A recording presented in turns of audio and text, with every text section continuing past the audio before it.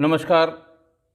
आज मैं फिर अलीगढ़ की एक और घटना, एक क्या कई घटनाएं जो एक गैंग या एक गैंगस्टर के द्वारा कारित की गई थीं, उनके बारे में आपको बताऊंगा।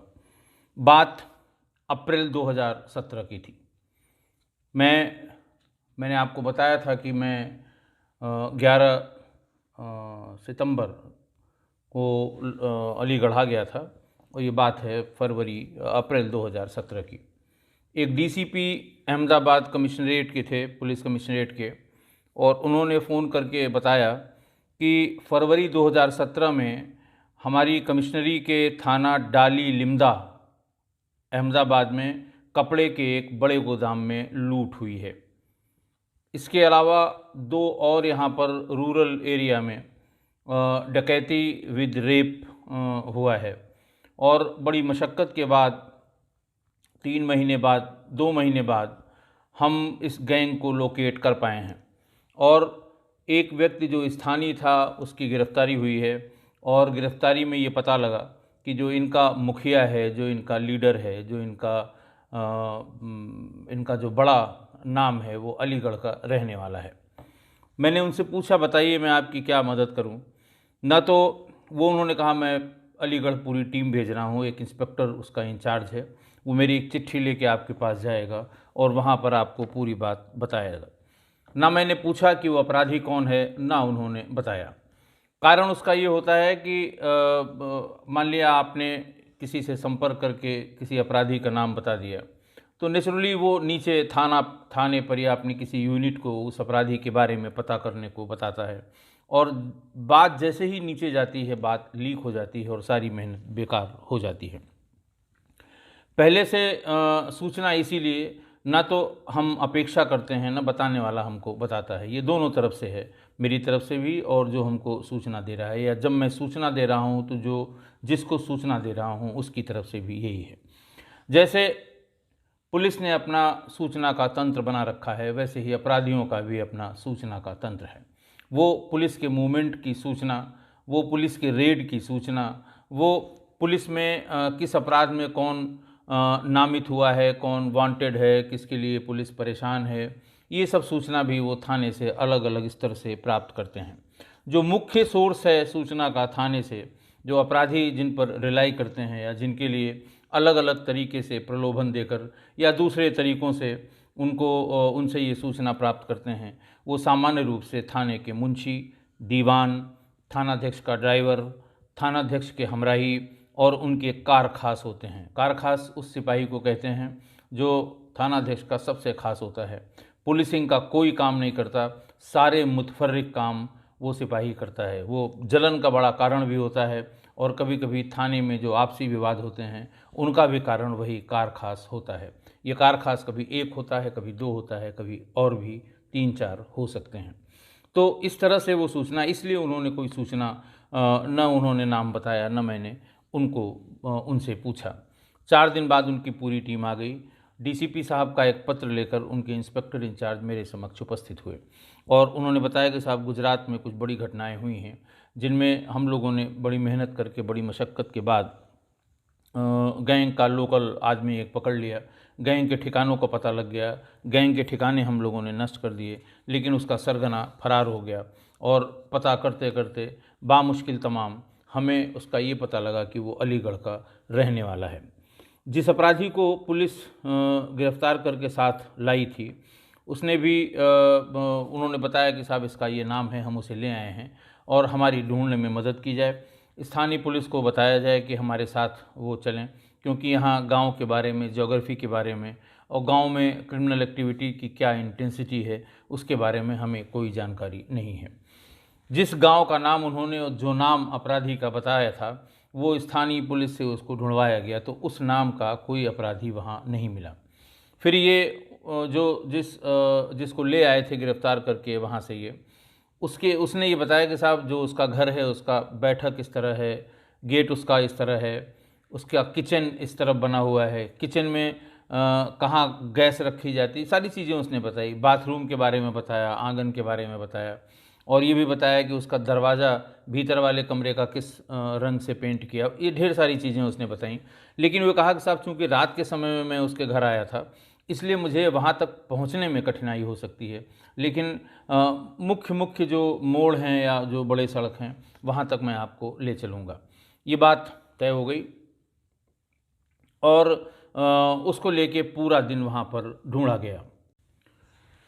हमारी टीम और गुजरात पुलिस की टीम उस व्यक्ति को लेके हर पॉसिबल जगह पे जैसा जितना उसको याद था वो ढूंढती रही। खैर काफ़ी मशक्क़त के बाद वो घर ढूंढ लिया गया। वहाँ के जो परिचित या बड़े नाम थे, उनके नामी अपराधी थे, उनके घरों को दिखाया गया और फाइनली एक घर में उसने वही चीज़ें वो पाई गई जो वो बार बार रिपीट करके बता रहा था। यानी उसकी सूचना के हिसाब से वही घर है और जो उसने पहले से बता रखा था वो और मौके पर वो मैच कर गया और जिसकी तलाश थी उसका घर फाइनली पुलिस को, हमको भी और गुजरात की पुलिस को मिल गया। गांव था ये नवगवां अर्जुनपुर, थाना था लोधा और ज़िला था अलीगढ़। ये पता लगा कि साहब वो बहुत ही शातिर अपराधी है और 50,000 का इनाम है। वो नाम बदलकर कहीं अहमदाबाद में रहता है, ये स्थानीय लोगों ने बताया।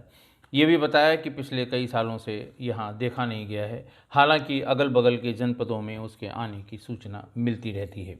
ये भी बताया कि अभी पिछले साल किसी शादी में, परिवार की किसी शादी में वो आया था, लेकिन इसके पहले कि पुलिस पहुँचती वो वहाँ से निकल गया। इसका नाम था बबलू मेव। इसकी उर्फियत जिस नाम से ये गुजरात में रहता था वो यूसुफ आलम पठान सन ऑफ हारून मेव। गांव वही नौगवां अर्जुनपुर, थाना लोध, जिला अलीगढ़। मेव या मेवाती के बारे में मैंने कई बार पिछली पोस्टिंग्स में जो पार्ट्स में हमने जिक्र किया है, वो क्रिमिनल ट्राइब है। मेवाती एक बहुत ही मशहूर क्रिमिनल ट्राइब है। ये हरियाणा, राजस्थान और मथुरा के आसपास बड़ी बड़ी बस्तियों में रहते हैं और ये पूरे देश में अपराध करने के लिए मशहूर हैं। खासकर आगरा एक्सप्रेसवे में, जब आगरा एक्सप्रेसवे का निर्माण हो गया उसके बाद वर्ष 15, 16 और 17 में ये एक्सेल गैंग के नाम से मशहूर हुए, जो चलती हुई गाड़ियों के सामने एक एक्सेल फेंक के जब उसकी आवाज़ होती है तो ड्राइवर रोक देता है कि उसकी गाड़ी का कोई पार्ट गिर गया है। इसी बीच वो घेर लेते हैं। और सबसे ख़राब पार्ट इस गैंग के बारे में या इनके बारे में, जो मैं बार बार मैंने आपको हर घटना का जिक्र करते समय बताया है कि ये महिलाओं के साथ बलात्कार करते हैं। बहुत ही ब्रूटल बलात्कार करते हैं जब भी इनको मौका मिल जाता है। आपको ध्यान होगा पूरी नेशनल मीडिया में बुलंदशहर, नोएडा और अलीगढ़ की कुछ घटनाएं जो एक्सेल गैंग ने कारित की थी एक्सप्रेसवे पर, उसमें महिलाओं के साथ बलात्कार हुए थे। बहुत कड़ी कार्रवाई भी उस समय पुलिस ने की थी।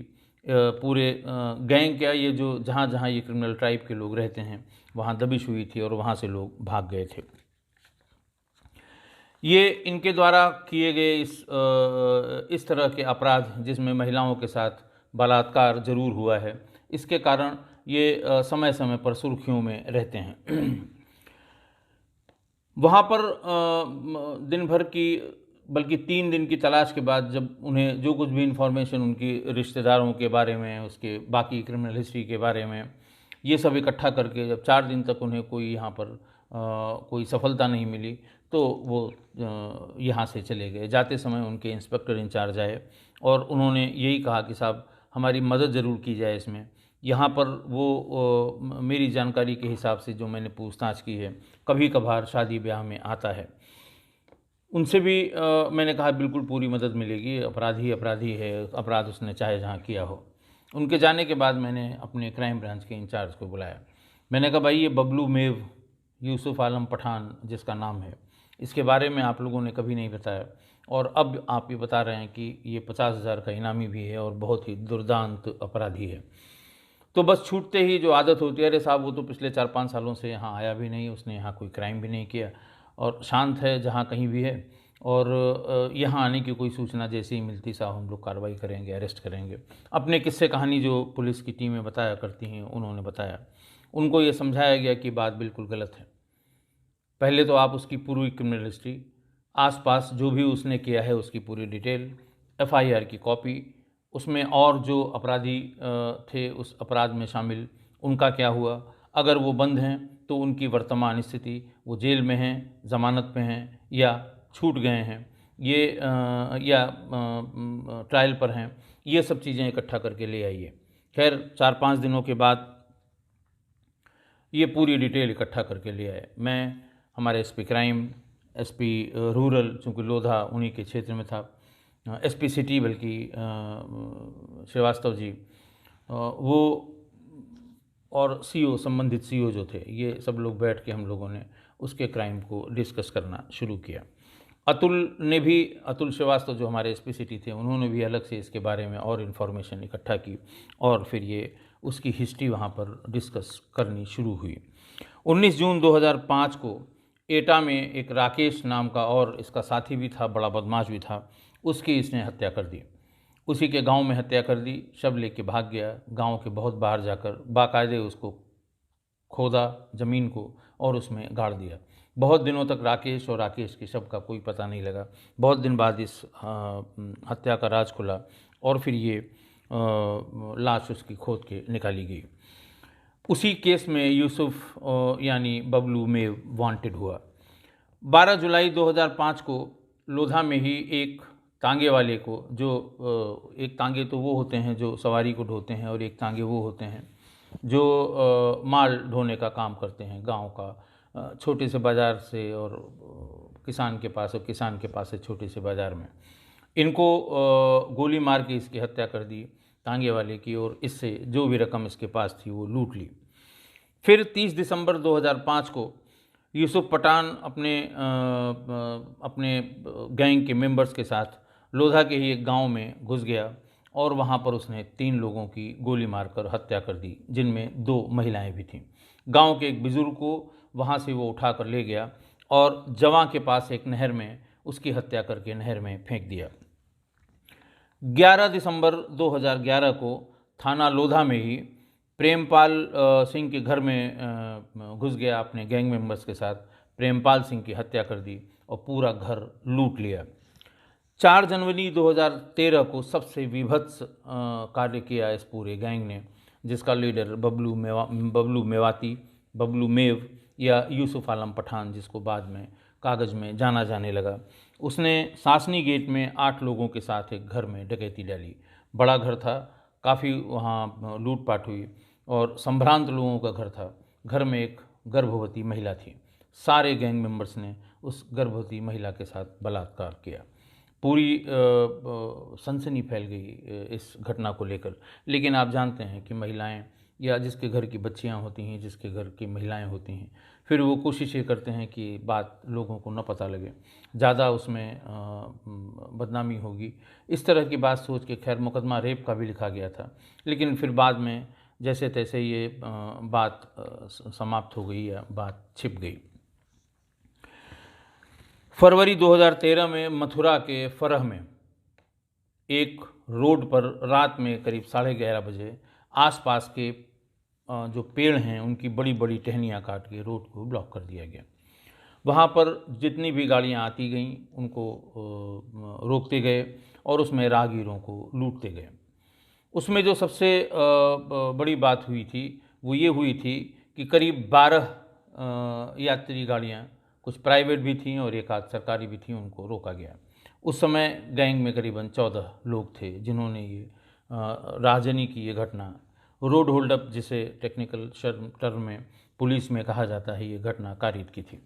उसमें लूटते थे, लूट के जो मेल मेंबर हैं, चाहे वो छोटे हों चाहे बड़े हों, वो उसको रोड के बाईं तरफ खेत में ले जाके रस्सियाँ अपने साथ लाए थे, रस्सी से हाथ पैर बांध के और तमंचा उनके सिर पे लगा के वहाँ एक एक करके जमा करते रहे। लड़कियाँ यानी बच्चियाँ और औरतें वो खेत के रोड के दाहिनी तरफ और दाहिनी तरफ ले जाके उनके साथ एक एक करके सबने बलात्कार किया। इस घटना में 2 बच्चियों के साथ भी बलात्कार हुआ। एक की उम्र 9 वर्ष, एक की उम्र 13 वर्ष थी। जब इस घटना की सूचना मिली, पुलिस वहाँ पहुँची तो घटना बहुत गंभीर थी। अगले दिन पूरा सड़क जाम हुआ। उसके बाद कानून व्यवस्था की बड़ी समस्या उत्पन्न हुई। पुलिस पर तरह तरह के दबाव बने, हर तरह के दबाव बनाए गए, कोशिश की गई, लेकिन कुछ बहुत ज़्यादा एग्जैक्ट पता नहीं लगा कि कौन हो सकता है। संभावित जितने अपराधी इस तरह के अपराध में 5-10 सालों में कभी प्रकाश में आए होंगे, उनके घरों पर पुलिस गई, उनको सबको उठाया गया, परिजनों को उठाया गया, उन्हें तरह तरह के अपराधों में, पुराने अपराधों में बेल कैंसिल करा के उनकी कैसे भी उनके विरुद्ध प्रभावी कार्रवाई की गई। कहीं कहीं निरोधात्मक कार्रवाई की गई कि उन्हें शांति भंग की आशंका में 151 सीआरपीसी के तहत 14 दिन की जेल कर सकते हैं एसडीएम, उसमें उनको। तो इस तरह से एक गंभीर कार्रवाई जब शुरू हुई तब ये पूरा गैंग भाग के वहाँ से अहमदाबाद चला गया। अहमदाबाद के बाहरी किनारे पर वहाँ भी कुछ मेवाती जाके गए होंगे कभी किसी काम से और एक वहाँ जाकर बस गए और उनका बहुत बड़ा कुनबा वहाँ पर मेवातियों का वहाँ फलने फूलने लगा। ये सीधे वहीं गए, उसी मोहल्ले में या उसी कस्बे में इन्होंने भी अपना एक मकान बना लिया। जैसा कि आप जानते हैं, पैसे की कोई कमी कभी मेवातियों को नहीं रही है और वहाँ पर उन्हीं परिवारों के बीच में ये पूरा गैंग रहने लगा। अहमदाबाद के, अभी अपनी आदत से बाज नहीं आ सकते, अहमदाबाद के ग्रामीण क्षेत्र में 2 घटनाएं इस तरह की हुई कि घर में डकैती पड़ी और फिर महिलाओं के साथ ब्रूटल बलात्कार हुआ। इसके पहले कि पुलिस इसकी छानबीन करती, पता लगती, खरामा धीमे धीमे, जैसे पुलिस का काम है, जब तक बहुत दबाव नहीं पड़ता है, पुलिस है, चाहे जहाँ की पुलिस हो, वो अपने रफ्तार से अपने काम में लगी रहती है। इसी बीच में वहाँ पर कपड़े के एक बहुत बड़े गोदाम में चोरी हुई। जो वहाँ रखा हुआ कैश था वो लुटेरे लूट ले गए और कुछ कपड़े भी वो अपने साथ एक ट्रक में लाद के ले गए। ये चूँकि वहाँ के बहुत ही प्रतिष्ठित व्यापारी थे, बड़े व्यापारी थे, तो इस वजह से इसका बहुत हल्ला हुआ और फिर पुलिस ने जब खोजबीन शुरू की तो महीनों बाद उन्होंने कनेक्ट कर लिया कि ये दोनों घटनाएं बलात्कार और डकैती की और ये जो चोरी की है, ये लूट की है, ये दोनों ही घटनाएं एक गैंग द्वारा की गई हैं। तो खैर वहाँ पुलिस ने उस पूरी बस्ती को उजाड़ दिया। इन के इन प्रकार तमाम तरीके होते हैं। डेवलपमेंट अथॉरिटी से ये कह के कि ये इंक्रोचमेंट है, दूसरी एजेंसीज होती हैं उनसे ये कह के बिना नक्शे के हैं। जैसे भी हो, उन्हें जब पता लगा कि ये क्रिमिनल ड्राइव है और वहाँ वेस्टर्न यूपी और राजस्थान हरियाणा के बॉर्डर पे ये रहते हैं और पूरे देश में क्राइम करते हैं, तो उन्होंने इस पूरी बस्ती को उजाड़ के वहाँ से खदेड़ दिया और वहाँ से सारे गैंग मेंबर्स तितर बितर हो गए। इसी बीच में जब इतनी बात पता लगी तो इसकी घटना की गंभीरता का पता लगा कि कितनी गंभीर घटनाएं बबलू मेव यानी यूसुफ पठान ने कितनी बड़ी घटनाएं यहाँ पर की हैं। और सासनी गेट की इस घटना में, जिसमें वो वांटेड था, जिसमें एक गर्भवती महिला के साथ बलात्कार हुआ था, उसी में उसके ऊपर 50,000 का इनाम रखा गया था। अब चूंकि पूरा गैंग भाग रहा था और नंबर्स के बारे में अहमदाबाद पुलिस बराबर अलीगढ़ पुलिस के संपर्क में थी और धीरे धीरे इसकी लोकेशन हम लोगों को मिलने लगी। ये एक बात और इसको अंदाज़ा रहता था, इसको पता रहता था या पुलिस की कार्यप्रणाली के बारे में बहुत ही भिज्ञ था कि जब हम भागे हैं, हम वांटेड हैं, हमारे ऊपर 50,000 का इनाम है, तो मेरा फ़ोन भी सर्विलांस पर लगा होगा। इसे जब शंका होती थी कि हमारा फ़ोन सर्विलांस पे लगा हुआ है, यानी हम जो भी जिससे बात कर रहे हैं पुलिस उसको सुन रही है, तो बहुत गंदी गालियाँ पुलिस को देता था और ये कहता था कि तुम साले मेरा फ़ोन सुन रहे हो, तुम्हारी हिम्मत है तो मुझे पकड़ के दिखाओ। इस तरह की बातें। अखबार में कुछ छोटी मोटी अपराध की जो खबरें छपती हैं उसको ऑन कर लेता था, ये मैंने किया है, जो करना हो कर लो, मैं जानता हूँ तुम लोग फलाने हो, तुम लोग ढकाने हो, इस तरह की बातें। तो उसको अच्छी तरह से जानकारी थी और जब कभी भी वो ट्रांजिट में होता था तो सामान्य रूप से अपने मोबाइल फ़ोन को ऑफ रखता था। तो बहरहाल धीरे धीरे उसकी भी इस आदत का पता लग गया कि कब कौन सा मोबाइल फ़ोन वो इस्तेमाल करेगा, कौन ऑफ़ कर देगा, किस में ऑन रहेगा, किससे बात करने के लिए मोबाइल फ़ोन कौन खोलेगा। चूँकि गंभीर अपराधों का अपराधी था, वांटेड था, 50,000 का इनामी था, तो पूरी सेल को, सर्विलांस सेल को लगा के उसके जितने भी नंबर थे वो लगाए गए और सभी नंबरों पर अच्छी तरह से उसकी निगरानी की जा रही थी। जब ये पता लग गया कि अलीगढ़ की तरफ आ रहा है, 3 दिन तक टीमों ने बहुत हार्ड वर्क किया और फाइनली एक दिन इसको गिरफ्तार किया उदला मोड़ के पास। गभाना में ही एक उदला मोड़ है, उसके पास इसको और इसके एक साथी को गिरफ्तार कर लिया गया। लेकिन इतना शातिर, इतना चालाक है कि इसने 2 दिन तक, जब तक हम इसको वेरीफाई नहीं कर पाए, अपना सही नाम पता नहीं बताया। पुलिस भी गफलत में रही कि पता नहीं ये वही है या दूसरा है, कोई कार्रवाई इसके विरुद्ध गंभीर कर दी जाए, लेने के देने पड़ जाएं। तो जो जो नाम इसने बताया सबको वेरीफाई किया गया, सब इसने गलत बताया था। फिर आप जानते हैं इतनी परेशानी के बाद पुलिस पर अपने पर आ गई और फिर सारी पूछताछ के तरीक़ों से इसकी पूछताछ शुरू हुई। और फिर जब सबसे बड़ी वाली पूछताछ शुरू हुई, फिर ये धीरे धीरे करके, ये एकदम से नहीं टूटा, ये धीरे धीरे करके जिस जिस घटना के बारे में आप पूछी उस घटना के बारे में बताता रहा और फिर तमाम चीज़ें अपने बारे में इसने बताई। पहली बात तो इसने बताई कि साहब जब शुरुआत हमने की थी, इस समय जब ये पकड़ा गया था उस समय इसकी उम्र करीब 35 वर्ष थी। यानी जब इसने अपराध शुरू किया होगा तो ये 17-18 वर्ष का रहा होगा। इसने ये भी बताया कि इसने जो पहली घटना की थी, पहली घटना की थी, ये पहले शुरू में गांव के लोगों के साथ मिलकर भैंस चोरी और तार कटिंग उस समय बहुत बड़ा अपराध था। 2 पोलों के बीच में जब लाइट चली जाए तो स्पैन ये एल्युमिनियम के तार को काट लेते थे और उसको बेच लेते थे। इसी तरह भैंस चोरी का भी अपराध बड़ा अपराध था, क्योंकि वहाँ पर अलीगढ़ में बहुत ढेर सारी मीट की प्लांट्स हैं जहाँ इनको अच्छे पैसे मिल जाते हैं भैंस को बेचने में। वहाँ से शुरुआत की थी और उसने पहला जो अपराध किया था वो तांगे वाले को गोली मार के उससे पहली हत्या जो की थी। उसके बाद इसने जलाली मोड़ पर अपने 5-6, इस बीच में ये अपराध करता रहा छोटे मोटे और इसका गैंग पूरा बन गया। वहाँ जलाली मोड़ पर इसने राहजनी की, पहली राहजनी, उसमें कुल 5 या 6 परिवारों को इसने लूटा, जिसमें 3 महिलाएं भी इन लोगों को मिल गईं और उन 3 महिलाओं के साथ सभी 8 लोगों ने बहुत ही जघन्य, बहुत ही ब्रूटल बलात्कार किया था।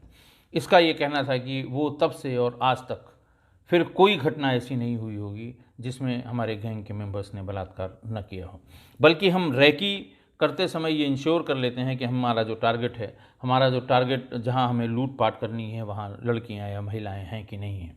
ये रैकी करने का तरीका भी इसने बताया कि साहब फेरी वाले, गांव-गांव हम लोग फेरी करते हैं और इनकी जो महिला मेंबर्स हैं वो एक फेरी का नया तरीका इसने बताया कि पुराने कपड़ों के बदले में स्टील के बर्तन देने की फेरी करती हैं।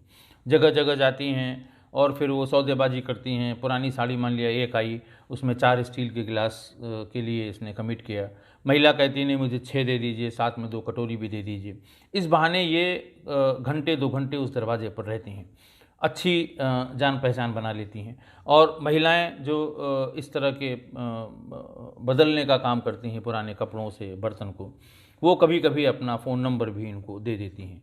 तो ये लोकेशन से, फ़ोन नंबर से घर में कितनी महिलाएं हैं, कितनी लड़कियां हैं, ये बता रहा था कि जैसे किसी ने सिर्फ एक साड़ी के लिए कहा कि 1 साड़ी बदल दो, 2 गिलास हमको दे दो, तो वो पूछती है कि अरे भाई इतना बड़ा घर है आपके, एक ही महिला है कि आपके पास एक ही साड़ी है? तो फिर वो अपने आप गिनाना शुरू कर देती हैं महिलाएं, नहीं नहीं हमारे यहाँ तो 4 हैं, हमारी देवरानी है, हमारी जेठानी है, हमारी सास है, 2 लड़कियाँ हैं, 2 बहुएँ हैं। तो इससे वो अंदाज़ लेती थीं कि इसके यहाँ कितनी महिलाएं हैं और कितनी उस समय जब हम घटना करेंगे तब ये मिल जाएंगी। सर्वेयर के नाम पर जब बीच में एक आध गाँव में ये पकड़ हो गई कि ये लोग इस तरह से फेरी लगाने आए थे और 4 दिन बाद वहाँ डकैती पड़ गई, तो फिर इन्होंने दूसरा काम शुरू किया सर्वेयर का। मोबाइल टावर के सर्वेयर, हैंड पंप के सर्वेयर, टीकाकरण के सर्वेयर, ये जो इनके चूँकि बहुत बड़ी संख्या में ये बहुत दूर दूर तक फैले हुए हैं, ये तरीके अपना बता सर्वेयर के रूप में गए और कुछ नहीं है तो एक रजिस्टर में नाम, पता, टेलीफोन नंबर ये सब नोट करते रहे, कितने फैमिली मेम्बर हैं, राशन कार्ड का नंबर क्या है, आधार का नंबर क्या है, ये सरकारी योजना आ रही है उसका लाभ आपको मिल सकता है, लेखपाल को मैं ये सूची भेज दूँगा। इस तरह से ये रैकी करते रहे। फिर इससे घटनाओं के बारे में, जो गंभीर घटनाएं हुई थी उन घटनाओं के बारे में बताया गया और सबसे पहले ये पूछा गया कि जो लोधा में, बीरपुर में एक घर में 3 लोगों की गोली मारकर हत्या की तुमने और उसके बुज़ुर्ग को ले जाकर जवां नहर में उसकी लाश को फेंक दिया था, इसके पीछे क्या कारण था। तो उसने बताया कि साहब हम लोगों के साथ का, हम लोगों का गैंग मेंबर तो नहीं थे, लेकिन एक वीरेंद्र गड़रिया नाम का आदमी था, जिसका विवाद इन इन इन लोगों से था जिनकी हत्या की थी। वो समय समय पर हम लोगों को वकील के नाम, नंबर, पते और वकील से बात करके कब डेट है कितना पैसा लगेगा, इस तरह की वो बिचौलिए का काम करता था और बड़ी मदद करता था। एक दिन उसने बताया कि साहब इस परिवार ने हमारा जीना हराम कर दिया है और ये इस तरह से मुकदमे हमारे खिलाफ़ कई कई इन्होंने कायम करा दिए हैं। एक बुज़ुर्ग है उसमें जो बड़ा मुकदमेबाज है, तरह तरह से हमारे पूरे परिवार को, परिवार का इसका क्या मतलब, जो ख़ानदान के लोग वहाँ पे रहते थे उनको तरह तरह से तंग करता था। इस बात पर उसने कहा तुम घबराओ नहीं, हम इसका इंतज़ाम कर देंगे। एक दिन सटीक मुखबिरी की वीरेंद्र गड़रिया ने, और ये अपने दोस्त, अपने मित्रों के साथ, अपने गैंग मेंबर्स के साथ वहाँ पहुँच गया। गैंग मेंबर्स में उस दिन Naeem son of Farooq RO. Talaspur, Nanhe son of टुकड़ी इकड़ी आर.ओ. क्वारसी और कालीचरण गौमत इगलास का रहने वाला, ये इन लोगों के साथ पहुँचे। पहले वहाँ जो 2 महिलाएं थीं घर में, कुसुम और चंद्रकांता, इन दोनों के साथ व्यभिचार किया और उसके बाद फिर 3 लोगों को, एक पुरुष भी था वहाँ पर, तीनों लोगों को गोली मार दी। गोली मारने के बाद जो वीरेंद्र गड़रिया का विरोधी थे, वादी मुकदमा, 3-3 मुकदमों का वादी था, उसे गांव के बाहर ले गया और गोली मारकर जवां के नहर में फेंक दिया। फराह के जो मथुरा में फरह में जो रोड होल्ड अप हुआ था, जिसमें बहुत बवाल हुआ था, जिसके बारे में सभी लोग जानते भी थे, उसके बारे में पूछा गया तो उसने एक एक मिनट की जो डिटेल्स थी वो सब बताई। उसी में उसने बताया था कि एक लड़की 9 साल की थी और एक 13 साल की थी, जिससे रेप करने में कौन पहले उसको खेत में ले जाएगा, कौन बाद में, इनके गैंग मेंबर्स में आपस में विवाद हो गया था और बाद में उनमें से एक गैंग मेंबर की दूसरे गैंग मेंबर ने इसी बात को लेकर गोली मारकर हत्या कर दी थी। फिर इसने अपने बारे में बताया कि ये 7 भाई और 1 बहन है और हम सभी लोग इसी क्राइम में अलग अलग जगहों पे, कुछ राजस्थान में अपना परिवार लेके रहते हैं, कुछ मथुरा के पास, कुछ हरियाणा में और कुछ अहमदाबाद हम लोग शिफ्ट कर गए थे। हम सब इसी काम में रहते हैं क्योंकि हमारा ये ट्रेडिशनल काम है।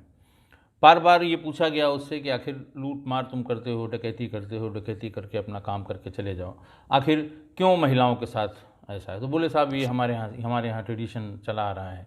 हम जिस अपराध में, जिस काम में महिलाओं के साथ दुराचार नहीं करते हैं, उसमें कहीं न कहीं हम फंस जाते हैं, पुलिस दबिश दे देती है, पकड़े जाते हैं या जेल चले जाते हैं।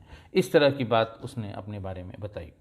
तो ये एक ऐसे अपराधी के बारे में जो अलीगढ़ का रहने वाला तो ज़रूर था, लेकिन चूंकि बहुत दिनों से वहाँ उसने कोई क्राइम नहीं किया, पुलिस उसकी तरफ से निष्क्रिय हो गई थी। लेकिन पुराने जो उसके अपराध थे वो बहुत ही जघन्य से जघन्यतम श्रेणी के अपराध थे और अगर अपनी पहचान बताने में उसको इतना टाइम न लगा होता तो उसके अपराध के हिसाब से उसको दंड जरूर दिया जाता। फ़िलहाल ये जेल में है और सारे जितने मुकदमों में वांटेड था उसका ट्रायल हो रहा है और एक आध मुकदमे में इसे सज़ा भी हो चुकी है। मुझे उम्मीद है कि इसे ज़रूर गंभीर अपराधों की गंभीर सज़ा मिलेगी। आज के लिए बस इतना ही। कल फिर एक नई घटना के साथ। बहुत बहुत धन्यवाद।